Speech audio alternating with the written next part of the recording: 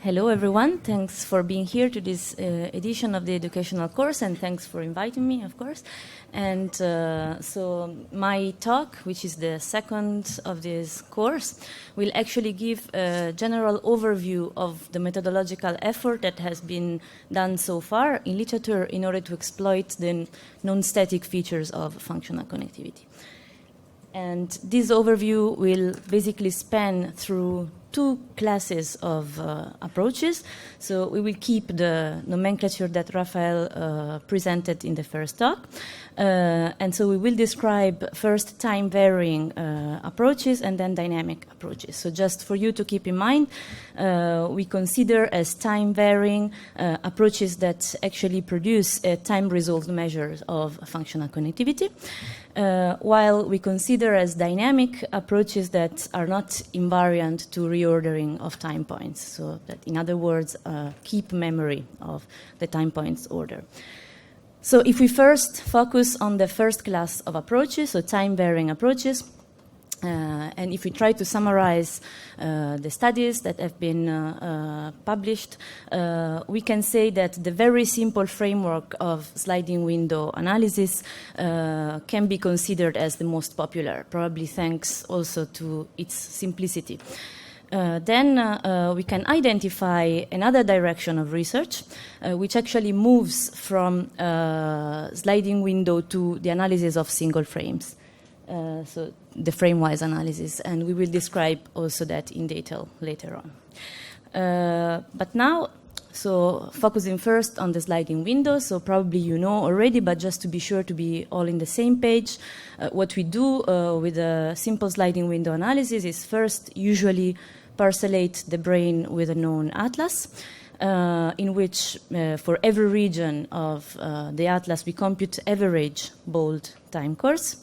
And then for every pair of regional time courses, we try to come up with a measure of statistical interdependence which takes into account the time-varying nature of functional connectivity.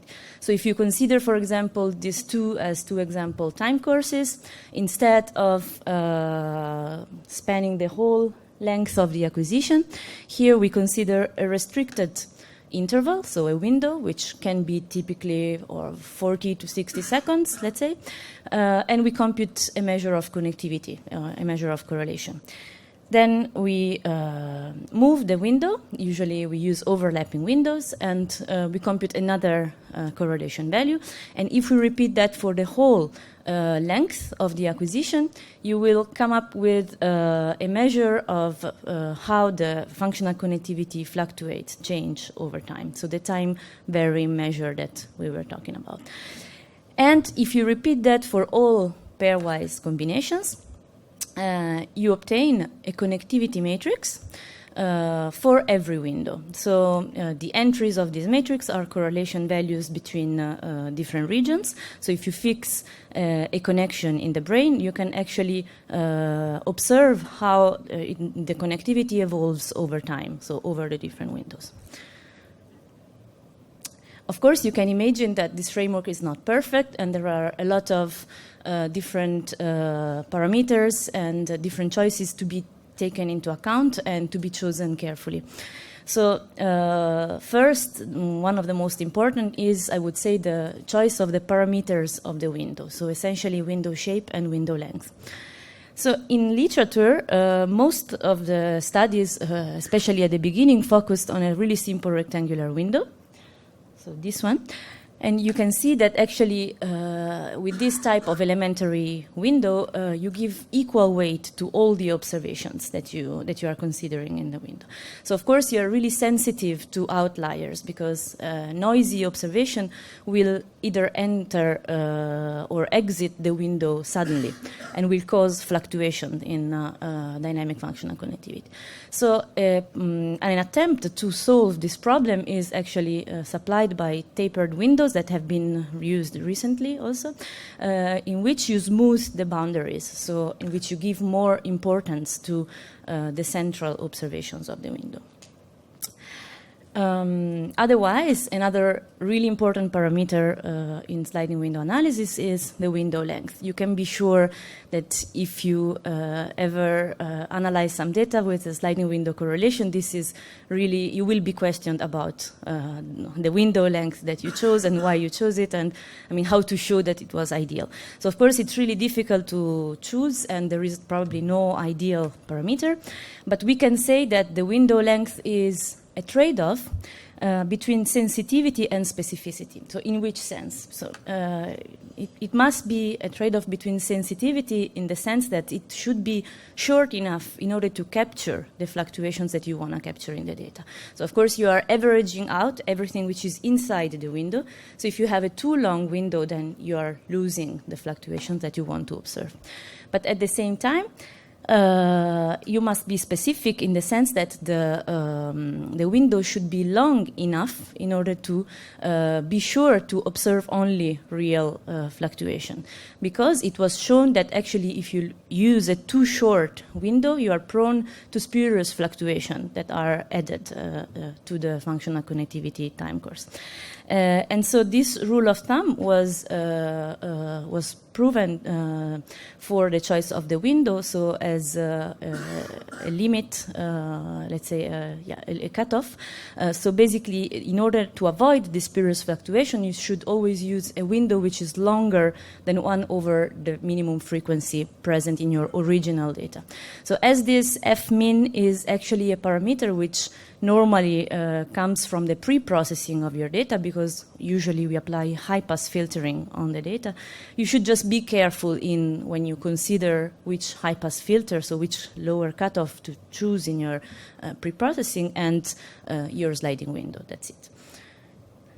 Then there are also methods like dynamic connectivity regression or further development of it, the dynamic connectivity detection, which actually avoids choosing explicitly a window. So in this sense, they solve this problem because they look at where are changes in the functional connectivity and take this as boundaries for the windows.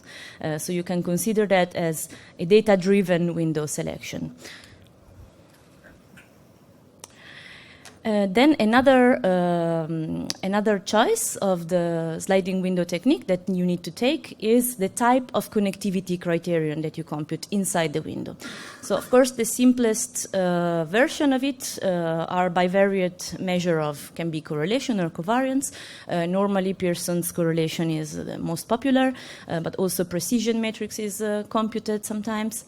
But it's possible also to compute higher order multivariate analysis inside the window. For example, in this study of 2011, they computed sliding window ICA, meaning that for every subsequent window you apply, you compute an ICA decomposition, and then you can follow for each ICA component, of course, after matching, you can follow the evolution of a specific component through time.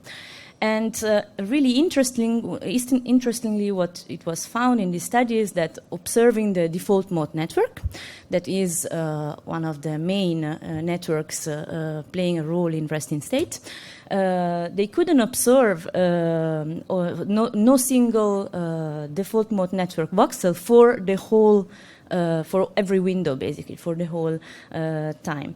And so this is a first hint to something that will come up also later, and that was confirmed by other analysis, that default mode network actually appears in sub-portions at different time points most of the time, and not always as the main network that we can see from the static functional connectivity analysis.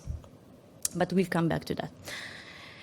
Then another, let's say, issue that you have with sliding window correlation data is that your data is really big. So you can imagine you have hundreds, usually, of regions. You can have around hundreds of time points and usually tens or hundreds of subjects. So you need a way to extrapolate the meaningful information from your data, so which results you want to interpret. And the way that many take in the field in order to extrapolate these results is to produce functional connectivity states. So how do you do that? If you imagine here that you have your connectivity matrices across time, basically you first vectorize them in a vector that has dimensionality as connections times 1, so a column vector, and then you can concatenate them all together across time and across subjects, if you have multiple subjects, and then apply some matrix factorization technique in order to get connectivity states. So, of course, these states the properties and the interpretation of these states will completely change based on the technique of the composition that you use. So we will see a couple of examples. For example, in this study from Vince's group, they first used k-means clustering in order to obtain connectivity states that are the one that you see here. And in this case, due to construction, so as they were obtained by clustering, these states are mutually exclusive in time.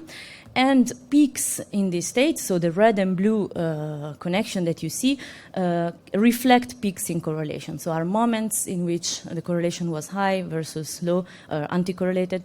And so these can be interpreted as patterns that are recurring and that are characterizing your population.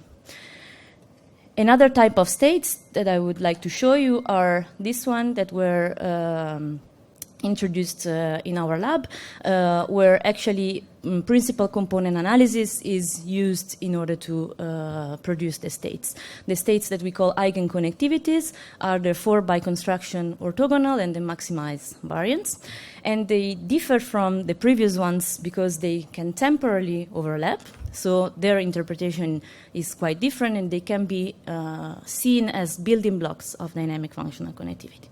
Furthermore, there is also another operation that you can or cannot, that you can apply before obtaining the states. So in some studies it is applied, in some other no, which is a temporal demeaning of connections. So before decomposing your big data matrix, you can apply a row-wise demeaning. So for every connection, you remove the mean, and this is equal to removing the static functional connectivity effect. And so you do that if you want to explicitly focus on the dynamic functional connectivity fluctuations. And so in this case, in this study, this operation was performed, and it means therefore that when you look at peaks in the states in eigenconnectivities, actually you are not looking at peaks into correlation, but in deviations from the mean. So they reflect regions that actually increase or decrease with respect to static functional connectivity. So it's just important to keep in mind that it's really important to understand what are the techniques that are used to produce the states in order to interpret them, basically. Then a more recent study that I would like to focus on, because it's what I worked on in the recent past, always based on the sliding window framework, is trying to obtain a voxel-wise measure of functional connectivity. So trying to get rid of the atlas, basically. As it was shown that actually the atlas can heavily influence your data. So if you choose a different parcellation, you can get different results. Ideally, what we would like to do is having no parcellation, so you have voxel-wise time courses. You have a lot, because if you only consider gray matter voxels, you have around 10 to the power of 5 time courses. And then the matrix that you would compute for every window would be ideally a voxels time voxels matrix, connectivity matrix. This matrix is too big to be computed or stored. So what we thought to avoid this issue was to evaluate for every window the eigenvector centrality of the connectivity matrix, which gives it can be interpreted as a dominant pattern of connectivity. In fact, it's a rank 1 approximation of the connectivity matrix. And we do that by keeping the matrix C1, in this case, implicit. So we pass directly from X1 to the vector V1. So that's why it's not computationally heavy, because the eigenvector centrality has the dimension of the voxels. And after that, if we compute dominant patterns of connectivity for every window, we can act in a similar way as with the states. So we can actually concatenate them across time and subject and apply k-means clustering. And so what we obtain are patterns, dominant patterns of connectivity that are mostly represented in the population. And in this case, we call them representative dominant patterns. And it was interesting to notice that actually, so this is completely data-driven, no atlas assumption, and we can retrieve in these voxel-wise patterns the known, the interplay between known resting state networks. Like you see here, the DMN opposing somatosensory network. But also in other patterns, we can actually retrieve some subdivisions of the DMN. For example, here, you have the posterior part of the DMN, which is subdivided into the dorsal and ventral part, which is consistent also with subdivisions that were previously introduced. So it was reassuring for us to see that there is actually a meaningful information exploited by these representative dominant patterns. But then what we were actually wondering is, okay, we don't want to assume any atlas from the beginning because we don't want to hypothesize that there is an aggregation of any type in order to have our analysis completely data-driven, but we can also hypothesize, we can also reasonably think that the time-varying functional connectivity between two neighboring boxes will be really similar. So what is the right resolution to be considered, meaning what is the finest scale at which time-varying functional connectivity is actually informative? So in order to understand that, what we did was assigning a label to every voxel based on the information that we have about that voxel in these 6 RDPs. So meaning that we consider the positive or negative belonging of every voxel to the 6 RDPs. So, for example, a voxel that appears as positive in RDP 1, 2, and then negative, positive, negative, negative, so it will be characterized by that label. And then we aggregate voxels that have similar labels, meaning that there is no further information for us in these 6 patterns that allows to actually distinguish this voxel in terms of time-varying functional connectivity. And by aggregating this, we actually come up with a parcellation which is driven by time-varying functional connectivity and which actually represents the finest scale at which it's meaningful to look at functional connectivity in this case. So this parcellation includes 37 distributed patterns out of the 64 possible here, based on the 6 RDPs. So this was also a hint for us to understand that these patterns are not random, and also they look really symmetrical between the 2 hemispheres, and the fine scale subdivisions of specific parts of the brain look also consistent with previous anatomical and functional subdivision, but of course they carry additional information. So in this context it's also quite difficult to compare. Then, apart, if we go out from the sliding window box, as we said before talking about frame-wise analysis, let me just take a step back. So here, as Raphael also introduced, when we have static functional connectivity approaches, we have a measure that averages out across the length of the acquisition. So if you want, just intuitively, we have a lot of smoothing in our measure of connectivity. When you apply a sliding window, the situation is a bit better, but still you average inside the window. So you have less smooth result, but you lose information somehow. So now the question that motivated the analysis of single frames is actually, are there key time points along the time course that actually encode important information and that could be analyzed individually without any averaging, so without any correlation, sliding window analysis.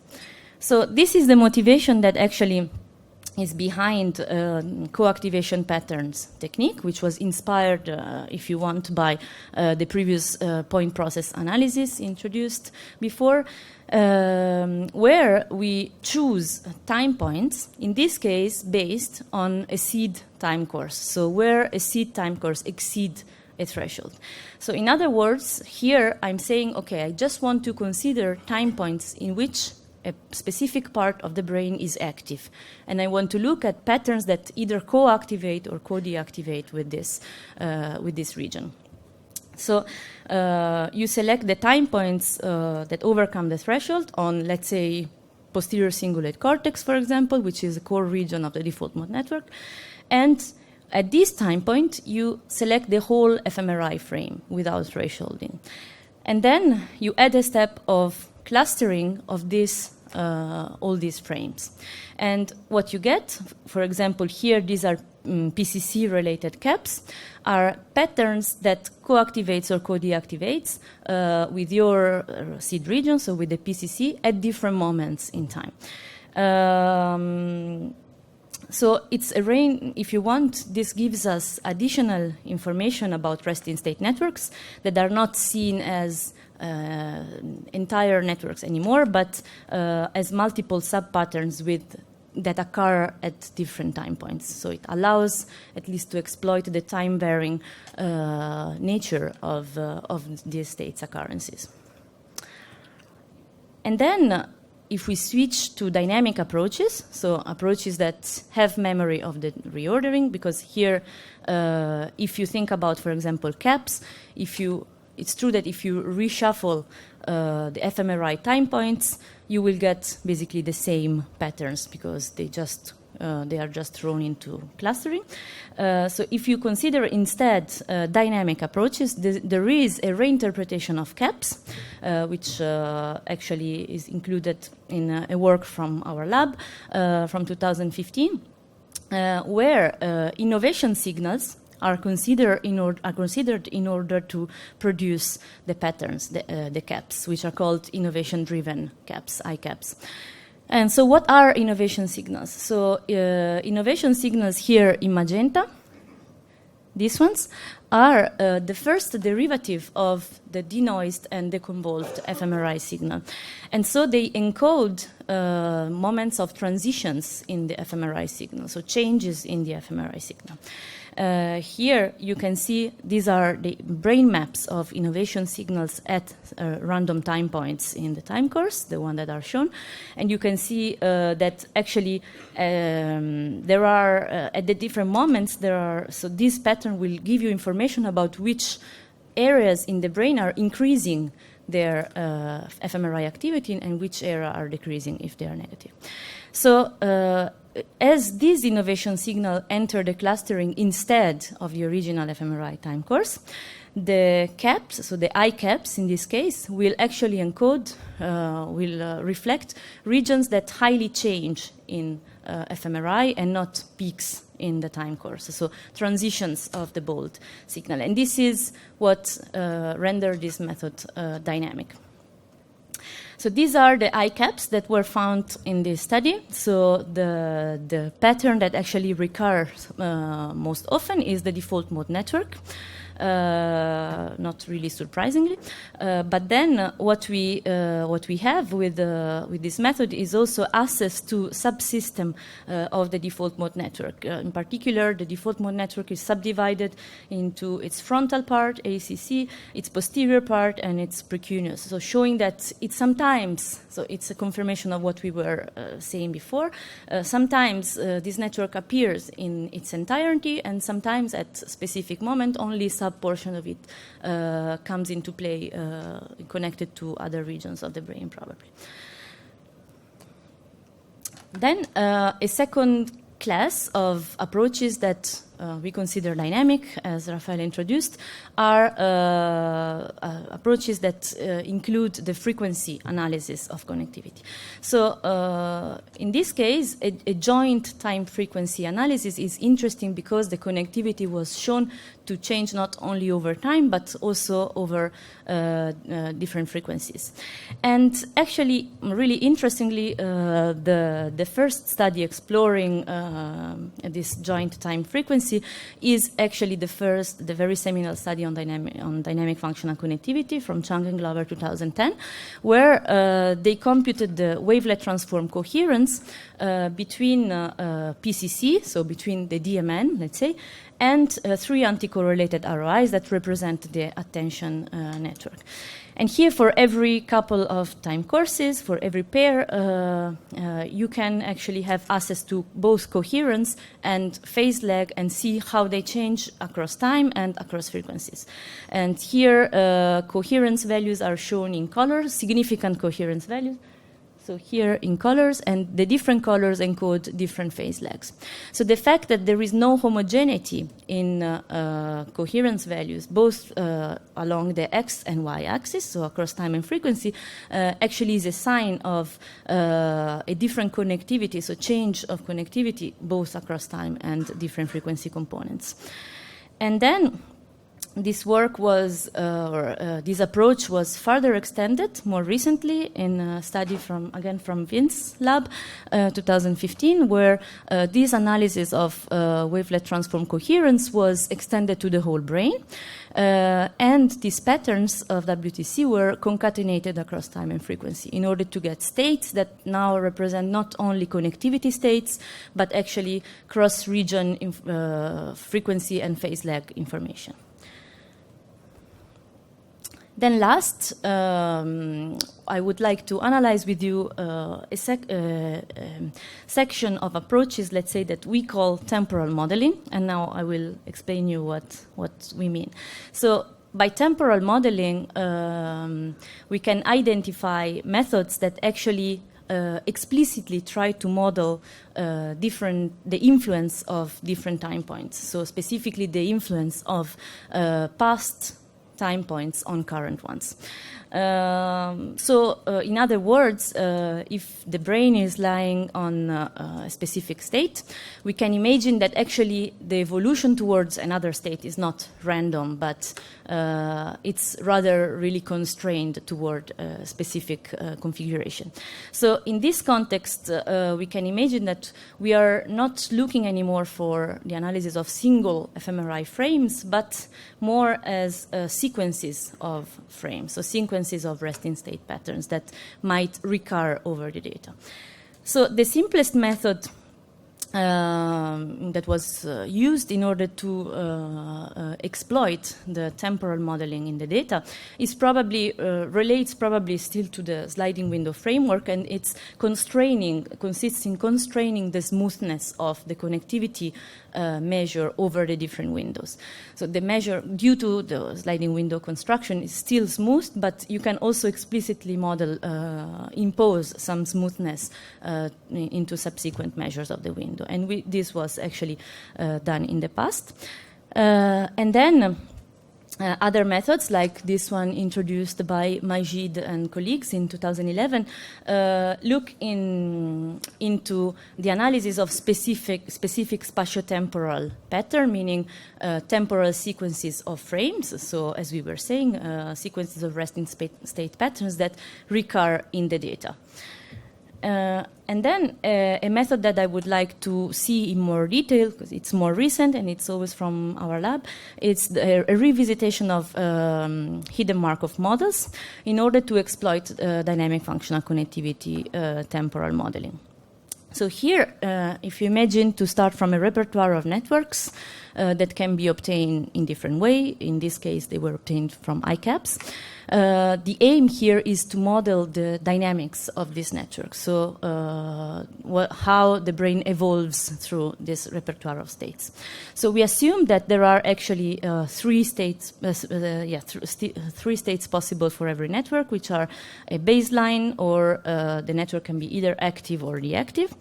And then what we want to do is parameterize both the inner dynamic of each network and the influence that other networks have on this network.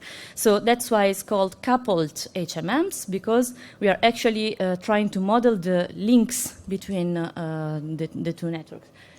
As you can see here, if you consider two hidden state sequences, at network 1 at time point 2 is active, and as it's linked with network 2 will be active at the subsequent time point 3. So in this case, what you can also reasonably think is that the influence between networks is not the same for all networks. So let's say a network is not influenced equally by all the other networks in the brain, but there is a selection. And so that's why we imposed a sparsity on these links. So in order to give a preferential access to some links with respect to others. So you can imagine, you can think about it as a soft thresholding of these links. And if we have a look at the results, so on the right, you see the results of the sparse coupled HMMs compared to the results of a normal conventional correlation framework on the left with Giulia, so regularization in this case. And you can see that with this method, you have additional information. So first of all, about the directionality of the connectivity, because you are modeling actually influence between time points. And in fact, for example, we can see here that the primary visual cortex influence the secondary visual cortex, which makes sense. And then we can also notice that there are missing links in the conventional framework, correlation framework. Like here, there is a big connection between the salience network and executive network that is missing actually in the first analysis.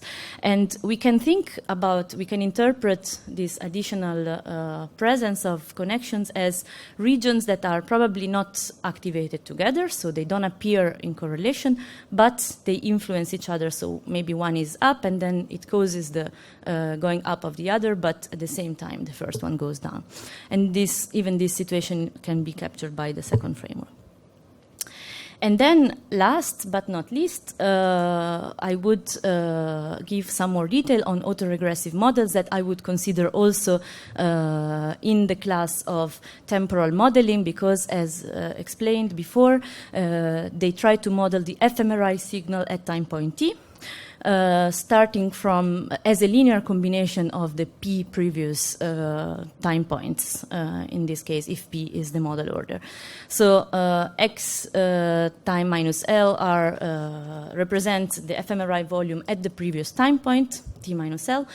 And A is a matrix of coefficients that define the dependencies between the two time points. And then, of course, you have the noise, which is independent zero mean and Gaussian. And these models recently showed to be a promising direction in dynamic functional connectivity research, because it was shown that actually, in particular, first-order autoregressive models explain functional connectivity fluctuation better than static functional connectivity, so meaning that there is a dynamical information to exploit, and also of hidden Markov models. So with that, I conclude my general overview with some simple take-home messages. So the first is quite obvious for this course. So you have to remember that the brain is always active also during resting state and dynamic. So it makes sense, it is meaningful to use techniques that exploit these non-static features of functional connectivity. When you approach this kind of analysis, you might feel lost, because there's a large amount of techniques that you can use, as you might have had a hint from this presentation. But we would say that the choice of the method really depends on your needs, might be the needs of a clinical application, or depending on which result you want to obtain. For example, there are data-driven versus model-based methods, as we went over cover in the overview. And then dynamic versus time varying. For example, if you want to correlate your measure afterwards with behavioral data or with other modalities like EEG, you might want to have time resolved measures, or for example, in some applications, you might want to compare brain states across groups, which might be more easy for a clinical study. So it really depends on your needs. And with that, I thank you, and I thank, of course, my collaborators in MIPLAB in Geneva, and I'm open for questions.